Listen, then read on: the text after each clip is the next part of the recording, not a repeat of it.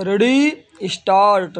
महोदय, इस संबंध में दिन प्रतिदिन बढ़ने वाले भ्रष्टाचार की समाप्ति के लिए और कर्मचारियों के रवैये के संबंध में माननीय सदस्यों ने विचार प्रकट किए।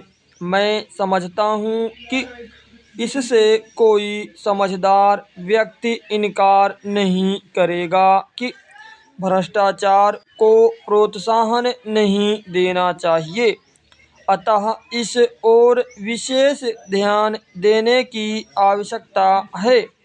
भ्रष्टाचार को समाप्त करने के लिए जो कठिनाइयाँ सरकार के समक्ष हैं, उन पर शीघ्र ही कदम उठाए जाने चाहिए।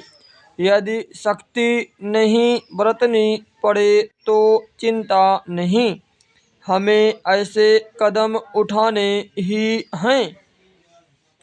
मैं यह जानता हूँ कि बहुत से लोग, जिनमें कुछ हमारे साथी भी हैं, इसकी कुछ बातों का विरोध करने हैं, परंतु यदि हम देश की उन्नति चाहते हैं, यदि हम देश को आगे बढ़ाना चाहते हैं और विशेषकर यदि आप समाजवादी ढांचे के आधार पर, जिसको कि कांग्रेस ने देश के लिए निश्चित किया है, इस देश की व्यवस्था करना चाहते हैं, तो हमारे लिए आवश्यक है कि हम इस तरह से कदम उठाएं कि जिससे लोगों को अपनी जीविका सुंदर ढंग से कमाने के लिए साधन जुटाए जाएं।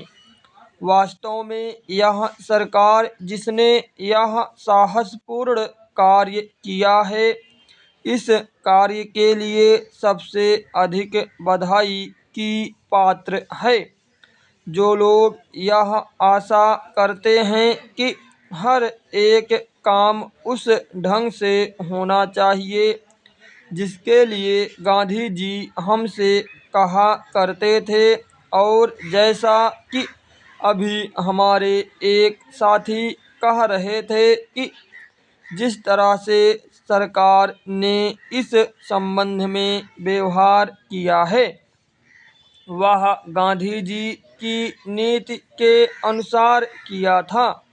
यही नहीं, उन्होंने तो एक तरह से कांग्रेस ने जो समाजवादी ढांचे पर समाज की व्यवस्था की नीति अपनाई है, उसका विरोध किया, और मेरी समझ में उनकी बात नहीं आती कि एक तरफ तो वह कांग्रेस के अंदर हैं और दूसरी ओर कांग्रेस द्वारा स्वीकार की हुई नीति का इस प्रकार से विरोध करते हैं।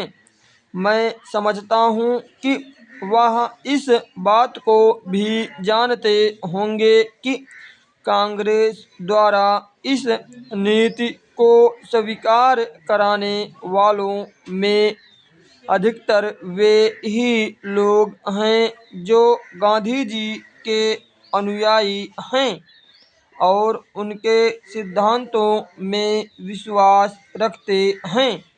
ऐसी स्थिति में उनकी वह बात समझ में नहीं आती कि आज सरकार प्रजातंत्र और गांधी जी के बताए हुए नियमों के अनुसार आचरण क्यों नहीं कर रही है। यह बात बिल्कुल ठीक नहीं है। स्टॉप।